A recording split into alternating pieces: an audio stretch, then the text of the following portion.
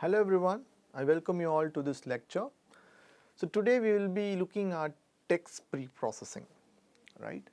So until now you had a very good overview of financial fraud, credit risk modeling, and then credit propensity and all those things.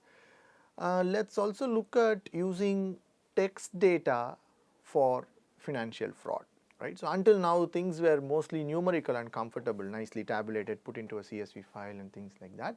But what if it is a text, and how to leverage text data to find potential fraud patterns? That's going to be the context of this week. And to understand that, we should first know basics of text mining and how to pre-process text, and that will be this particular lecture. Okay.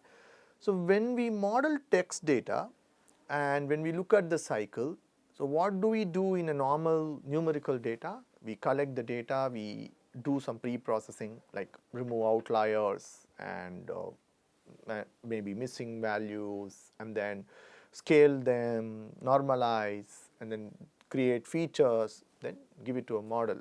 This is the general kind of process or framework that we sit in. When it comes to text data, it's not much different. It's still the same. We start with text pre-processing, and when I say text pre-processing, it could be like in terms of like remove numbers or punctuations, foreign characters. There are so many, right? So we will try to filter all those text, and then we will pass it on to features creation. We can create a bunch of features from text. So there are different techniques, some of which is bag of words model, the term frequency inverse, document frequency, and all those things, where if you input text, that gets converted into kind of like a feature matrix. Once you have the features, once you have a target variable, it's then straightforward. We give that to a model, and then let's discover patterns and mine it.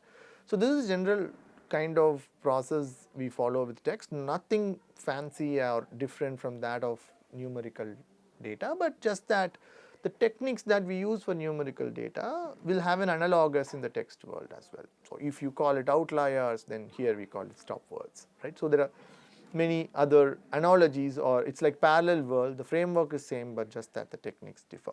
So let's get into text pre-processing now, and that will be the focus of this lecture. I'm not going into features creation or model building because that will be taken care later. But right now let's understand what are the different steps that we have to consider for text pre-processing, and also let's try to do a hands-on session in Python by looking at some text data.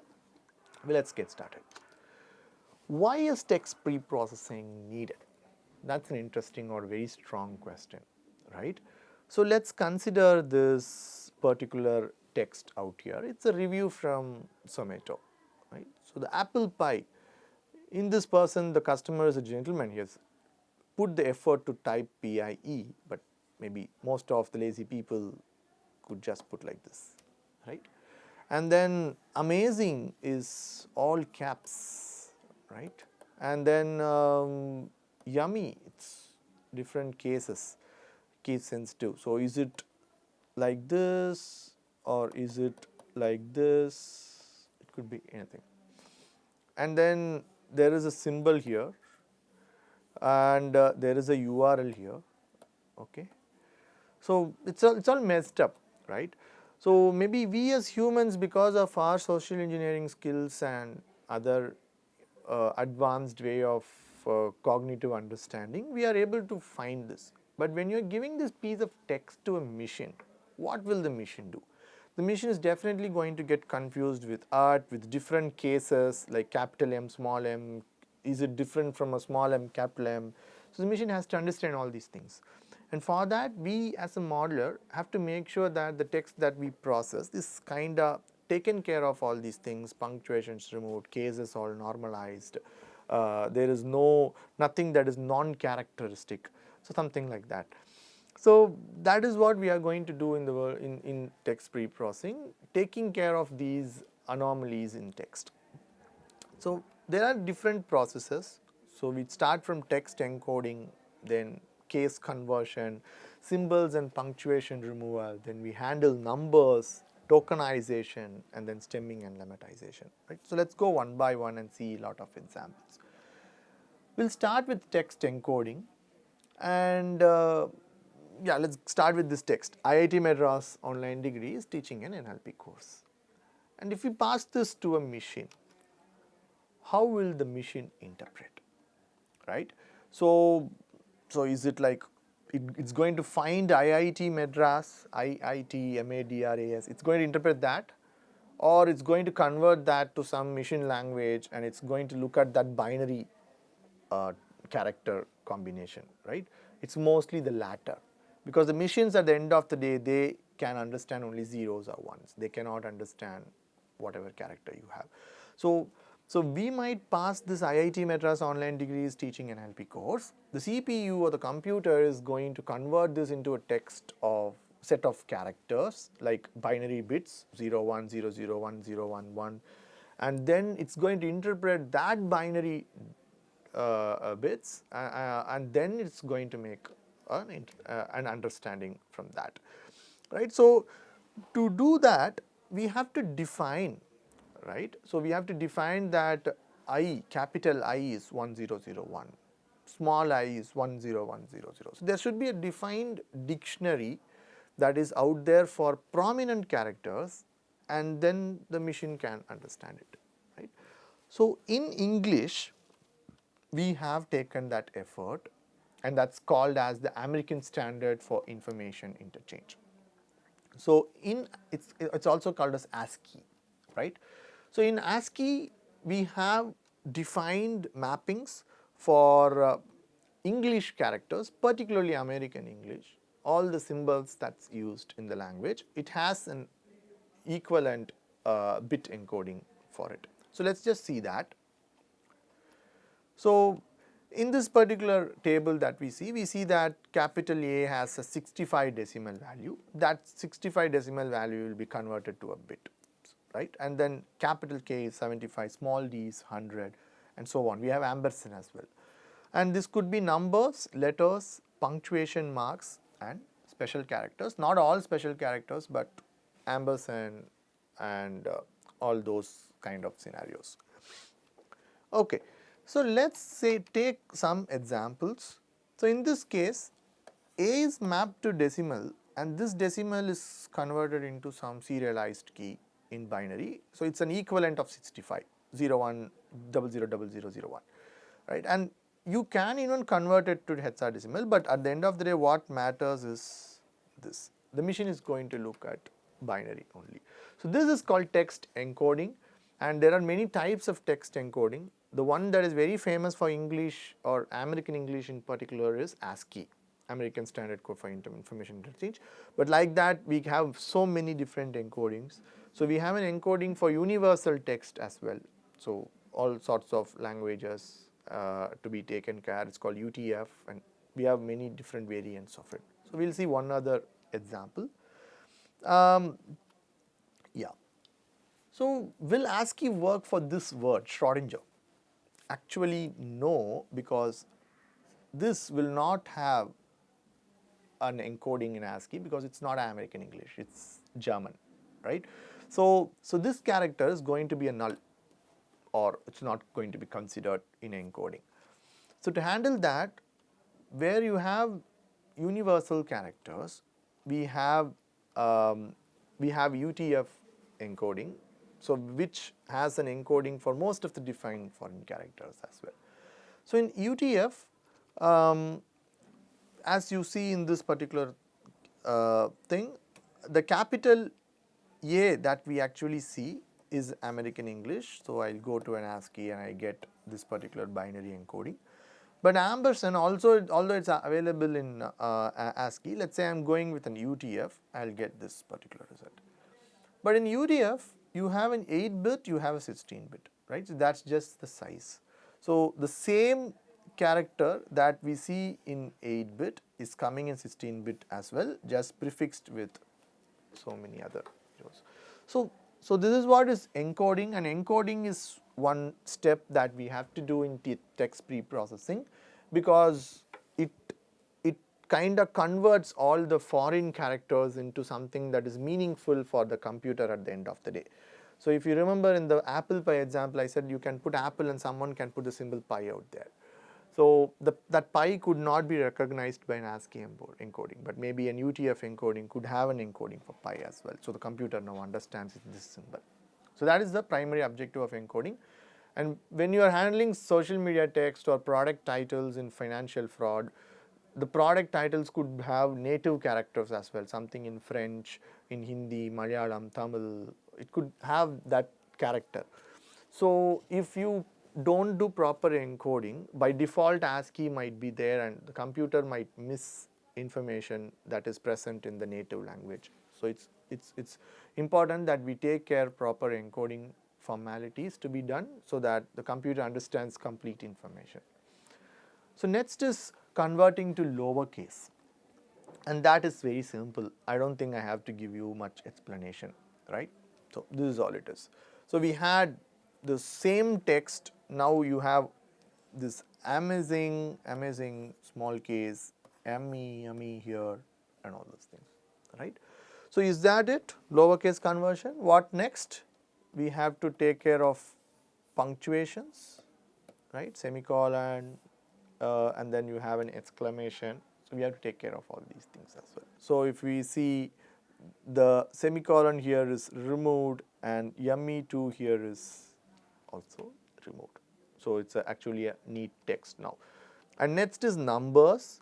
So it's up to us to handle numbers. You can either choose to completely remove all the numbers in text, or you can decide to keep alphanumeric, right? For example, if I remove all numbers, there is something like a COVID-19 and a COVID-22, right? So I might convert both of these to COVID because I remove all the numbers. But in this case, I want that number because it's meaningful. COVID-22 could be different from COVID-19.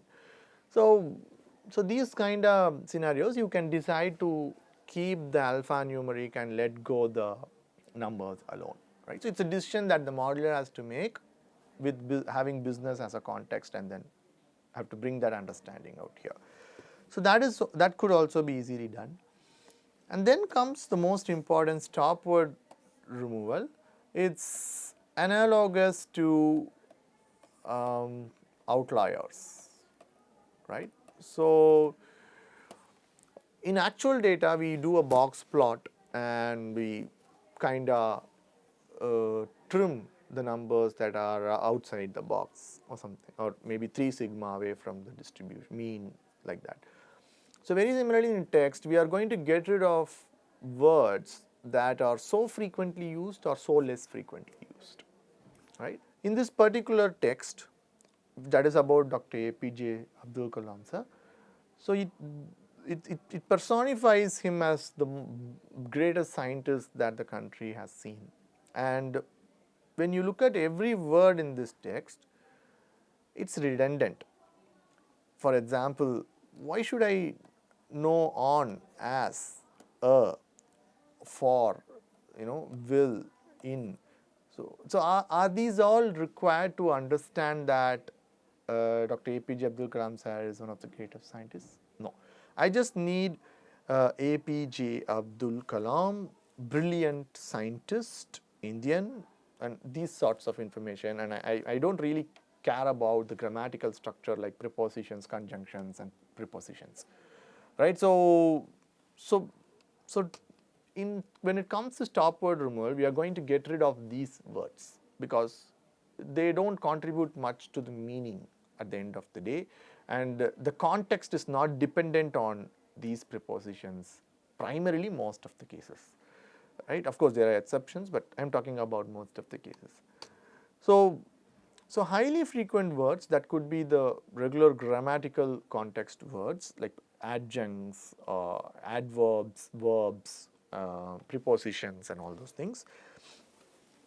So they can be reduced, and we should also think of very rarely occurring words. They are also not that useful, right? Maybe you are talking about 1,000 product titles, the title of the product basis which you want, or transaction context basis which you want to model fraud. There are few words that is like used in 100 out of the 1 million transactions, and then that's also to a bit of kind of anomaly or noise in this case, right? So when we plot the distribution, right, in this particular graph, we have the frequency of the words, and if you sort the words by frequency in descending order and give them ranks, like rank 1 is the highly occurring, rank 2 is less, rank 3 is then and last, we will get a curve like this. And then we really do not want this, we really do not want this as well. The most frequently used, which is there everywhere in all the transactions, let's say, and the least used, which is in a very, very handful of transactions. And what is actually good is this part, where it's reasonably used and it's reasonably stressed and it brings good context as well. So when it comes to the stop words, we are mostly focused on these, right? So we are going to trim the most occurring, least occurring. Now you can ask a very good question. Who is going to tell me these are most occurring, these are least occurring, right? So very simple, when you are handling large scale text, just take a frequency count and strip off the top 5%, bottom 5%. That is one easy way to do it, right? Just like a heuristic. So like that you can figure out, you are not going to look at every word and then decide to remove or not. In a large corpora you cannot do that, but you can set rules like this, a small heuristic that can trim the boundaries for you, right? So yeah, so we are going, it's very similar to outlier removal in the case of a normal distribution, where we trim the tail ones and keep the significant ones. Okay. So next comes tokenization. So tokenization is nothing but converting that text into the unit of modeling. So sometimes I want to model at the word level, sometimes I would model at the sentence level, or at the paragraph level, or at the page level, right? It could differ. It could even be the other way, the character level. So tokenization by default is word, so I will make sure that I convert the text into my unit of modeling, which could typically be a word or so. Okay. So this is one example of tokenization. So I have my input text, it's converted into a list of words, and word is nothing but my unit of modeling, right? So if we think of an example, so in this case, playing, plays, played, they all actually mean play, right? So when I am thinking of having so many different forms of the same word, if I can normalize them or scale them all into the same word, then that helps me, right? So we do the same in numerical data modeling, and we call it like scaling, min-max scalar or normalization, standard scalar, like that, right? So in the text world, so this is very, very analogous to scaling, right? So here I am actually converting these words into a common form, and there are many ways to convert. So in this particular, what have I done? I have actually written a rule, right? So this is basically rule. The rule is like ed when it is yes, or when it is ing, so just cut them off, right? So when it is ing, strip it off, yes, strip it off, ed, strip it off, irrespective of the word. So that's why you see goes became GOE, which is technically meaningless, because it has just stripped off the yes. And going, ing got stripped, but when it comes to played, ed got stripped. But in some cases, if we follow that rule, it's not converging into an actual English synonym, right? So this is stemming, which is totally rule based. So we just write a rule and that rule gets implemented all across the words. There is a better way to do it, and that's lemmatization, right? So in lemmatization, I go to the dictionary, so it is like the word, and we go to the dictionary and check what is the root of this word, and we convert that word to the root. So IMR is, the root is actually the verb be, so that's what has been done. So going, went, goes to the dictionary, and it became go because it's a past tense of go. So every word you will get technically correct synonyms, but we have to go to the dictionary, check the root word, and bring that word, right? So what is at stake here, right? So when I had stemming, I said it's rule based, and when I say lemmatization, I say I go to the dictionary, right? So let's compare these two. This takes time, because for every word I go to the dictionary, I check the root, and then I decide whether to remove or not. There is some time involved. But this rule is actually fast. It's an instruction and a logic, and it has to be followed. So stemming is very faster, lemmatization is relatively slower. So when we have very large data sets, maybe it makes sense to use stemming to save time and computational power. But when you have the luxury of computational power, lemmatization works much better because it gives you relatively meaningful words at the end of the day. So this is one example. As you could see, data science is an interdisciplinary field that uses scientific methods, blah blah blah, and I do stemming. The E got cut here, Y got replaced with I, so scientific IC got cut, processes ES got cut, algorithms S got cut, so knowledge E got cut. So you can see it, right? So you can kind of get the context. So this is how the stemmed sentence be, and it might not grammatically sound correct, but that's fine. What the computer at the end of the day looks is that all those words that are similar, they should be in one standard structure, and because so that it understands that it's symbols, and for these symbols these sorts of patterns occur. So it doesn't care about meaning at the end of the day, right? So when we do lemmatization, this is how it is. It's even more all meaningful English words, but still when you read it, it's not coherent, right? But that's how a pre-processed sentence will be, okay? And to addition to this, we will also remove stop words and other things, and that will make it even more like hints development, right? Not so well connected sentences. So these are a couple of toolkits that is widely used in for all these text pre-processing: the natural language toolkit, the NLTK, and the SPACY. So these are the URLs, and I leave it to you to just go to these platforms and explore that. So now next we will get into hands-on and see how actually these pre-processing is being done for review text in Zomato. Thank you.